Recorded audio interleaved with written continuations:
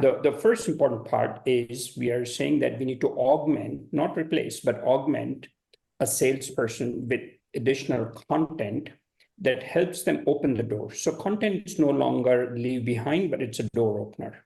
Huge transformational stuff going on right now. The second part is that such a content has to be immensely engaging for the user.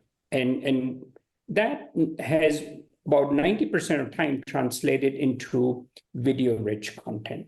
Then comes a third very important part, which is how do you keep this video-rich content snackable, which means you never expect anyone to spend more than 2 or 3 minutes at the most. And at some point, as they are more and more engaged and nurtured, they can give you an hour, or they will call you and say, come over, because I really like what you do, and this is exactly what I wanted, right? So how do you build an infrastructure that strings this kind of information together, almost like Netflix, so that as you have finished an episode, the next recommendation comes up. But that recommendation varies from person to person. So there's a whole lot of intelligence that gets into it. That's the other interesting aspect of it.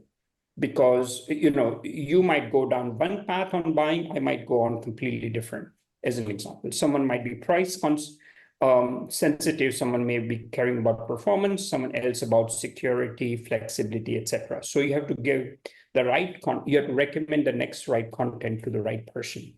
So this is where we have built what we call engagement intelligence. How do you engage people, track and monitor their engagement, and then from that derive intelligence by going back and forth with them to see what they like and don't like. It's almost like having eyes and ears of a salesperson who's seeing where did they kind of glaze off, or where did they really feel more interested, etc., etc.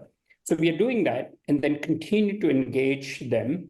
And while all this is going on, the sales team gets constant feedback as to how their engagement is working, who's most engaged, who's the next person they should be sending something, and what should they be using to engage them.